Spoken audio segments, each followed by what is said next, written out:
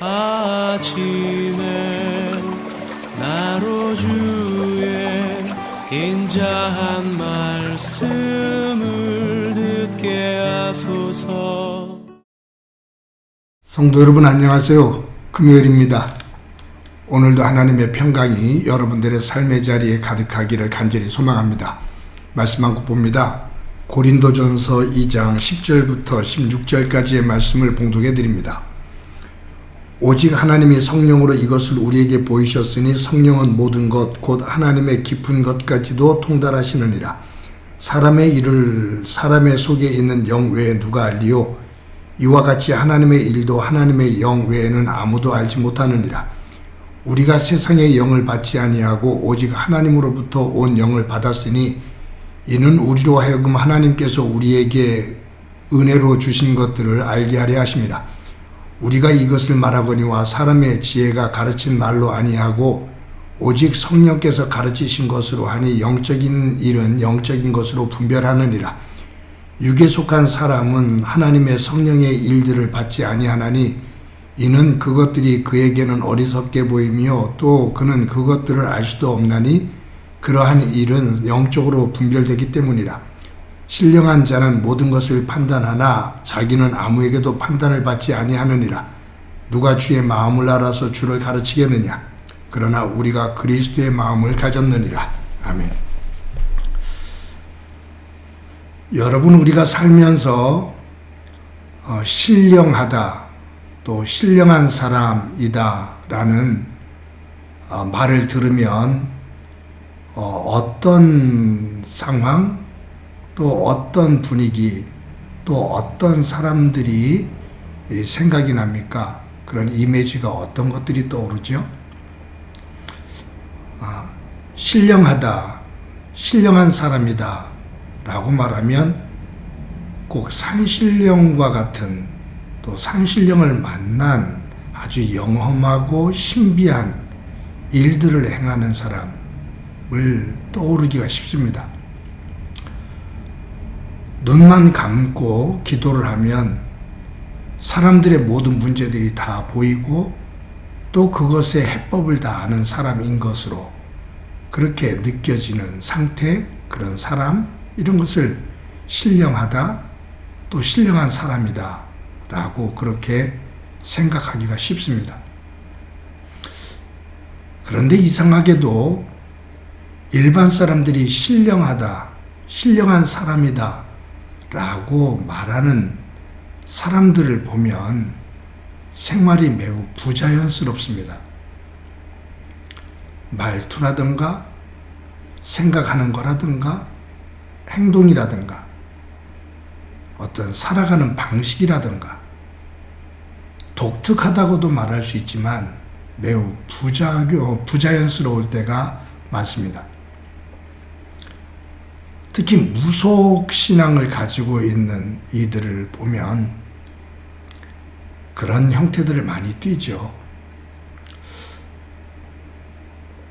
제가 볼 때 기독교인들에게 신령하다, 참 신령한 사람이다 라고 말을 하면 일반 무속 종교에서 말하고 있는 그러한 신령함과는 차이가 크다고 봅니다.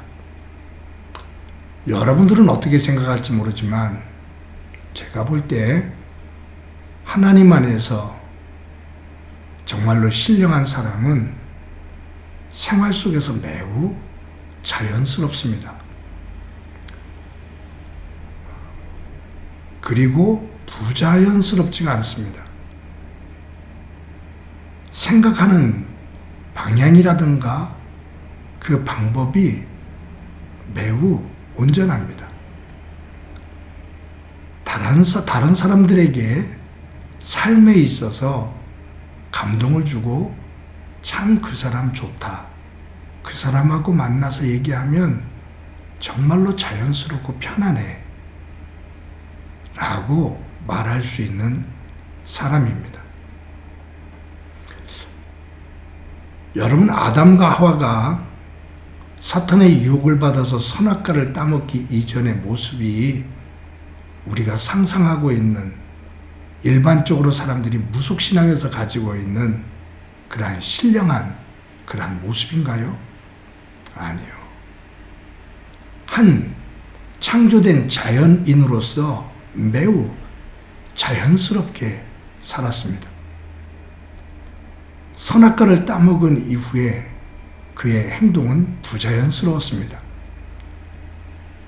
하나님을 멀리하고 숨었거든요. 그리고 사람과 사람 사이에 경계선이 있었거든요. 하나님께서 아담과 하와를 지으실 때 하나님의 형상으로 지으셨다. 하나님의 형상으로 지으셨다라는 얘기는 하나님의 성품입니다. 우리의 인격입니다. 하나님은 우리의 인격 속에 하나님의 성품을 담으셨습니다. 그리고 코에 생기를 불어넣으셨습니다. 하나님의 영을 불어넣으셨습니다.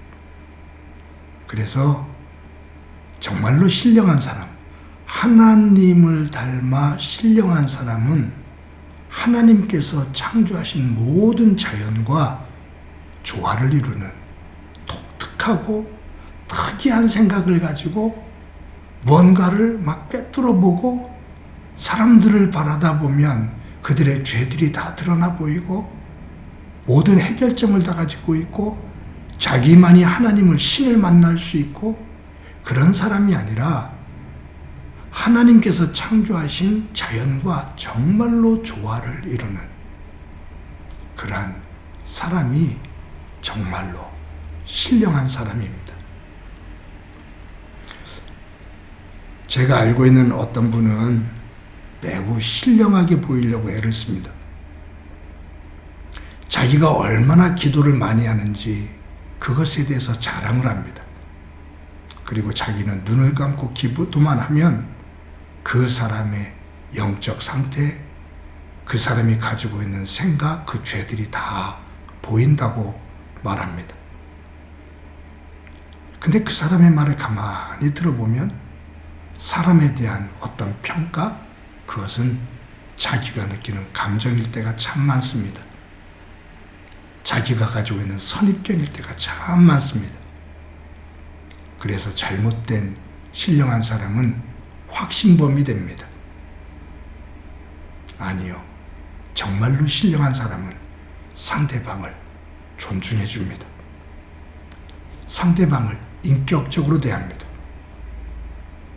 그 사람이 배운 사람이든 배우지 못한 사람이든 사회적으로 뛰어난 사람이든 조금 무질한 사람이든 존중하며 한 인격체로 소중하게 대해줍니다. 그것이 하나님의 성품입니다. 오늘 본문에 보면 바울이 육에 속한 사람과 신령한 자를 구분합니다. 육에 속한 사람은 세상의 것, 세상의 욕망에 사로잡혀 있는 사람입니다. 세상의 욕망에 사로잡혀서 그것을 중심으로 삶 전체의 방향을 그리고 그 내용을 세상 것으로 채우려고 몸부림치는 사람입니다. 그러다 보니 경쟁만 하게 되고 남을 미워하게 되고 남을 짓밟게 되고 무언가 남들보다 더 큰 것을 얻으면 성취 속에서 성공한 것처럼 생각을 하게 만드는 그러한 삶입니다. 다른 사람들은 항상 경쟁의 대상으로 봐요. 신령한 사람은 그렇지 않습니다. 하나님의 마음을 가지고 하나님의 성품으로 삶을 살아갑니다. 그런 면에 있어서 신령한 목사, 신령한 성도는 정말로 참 사람답게 사는 사람입니다. 사랑하는 성도 여러분, 저와 여러분이 예수님을 믿습니다. 저와 여러분은 그리스도 안에서 하나님의 영이신 성령 안에서 신령한 사람으로 세워지기를 또 그렇게 다듬어지기를 소망하는데 다시 한번 강조합니다. 눈을 감으면 다른 사람들의 문제가 훤히 다 보이고 내가 기도하면 하나님께서 다 응답해 주시는 그러한 모습이 아닌 내 삶 속에서 하나하나 삶의 자리를 소중하게 여기며 존중하며 조화롭게 하나님의 뜻을 이루는 삶입니다. 제가 불교육자로 있을 때 한 분이 예수님을 처음 믿었는데 교회 와서 벌벌 떨어요. 그래서 왜 그러시냐고. 아는 전도사님이 우리 집에 왔는데 순복음교회 전도사님이라고. 근데 그분이 문을 딱 열고 들어오더니 신발을 벗지 않고서 쭉 훑어보더니 크리스탈로 만든 동물, 그것을 외국에 갔다 온 친구가 선물로 줬는데 저기 귀신이 들었다고, 저걸 빨리 갖다 버리라고 그 말을 하고 갔다고. 어떻게 해야 되냐고. 그래서 제가 그 집을 신방했습니다. 예쁜 크리스탈입니다. 저거 제가 그럼 가져가겠다고. 가지고 와서 제 근무하는 책상 위에다 놓고서 즐겼습니다. 신령하다는 핑계를 대리고 사람을 억압합니다. 사람을 두려움 속에 빠지게 됩니다. 빠지게 합니다. 진정한 신령이 아니다 라는 생각을 합니다. 신령한 사람은 하나님 안에서 자유롭습니다. 자연스럽습니다. 두려움이 없습니다. 오늘도 하나님 안에서 육에 속한 사람이 아니라 영에 속한 하나님의 사람으로 신령한, 자유로운, 자연스러운 삶을 살아가는 은혜가 가득하기를 간절히 소망합니다. 한번 기도합니다. 하나님 감사합니다. 오늘도 하나님 안에서 영의 사람으로 신령한 삶을 살되 매우 자연스럽고 자유로운 하나님의 성품을 닮아가는 삶이 될 수 있도록 은총 베풀어 주옵소서. 거짓 영에 휘둘리는 일 없게 하옵소서. 예수님의 이름으로 기도드립니다. 아멘. 당신은 하나님의 거룩한 성전 그 안에 주 성령 계시네. 당신을 통하여서 하나님 나라 이 땅 위에 이루어지리. 당신은 하나님의 거룩한 성전 그 안에 주 성령 계시네. 당신을 통하여서 하나님 나라 이 땅 위에 이루어지리. 내 몸은 하나님의 거룩한 성전 내 안에 주 성령 계시네. 내 삶을 통하여서 하나님 나라 이 땅 위에. 우리 옆 사람 손을 잡고 우리는 하나님의 거룩한 성전. 할렐루야.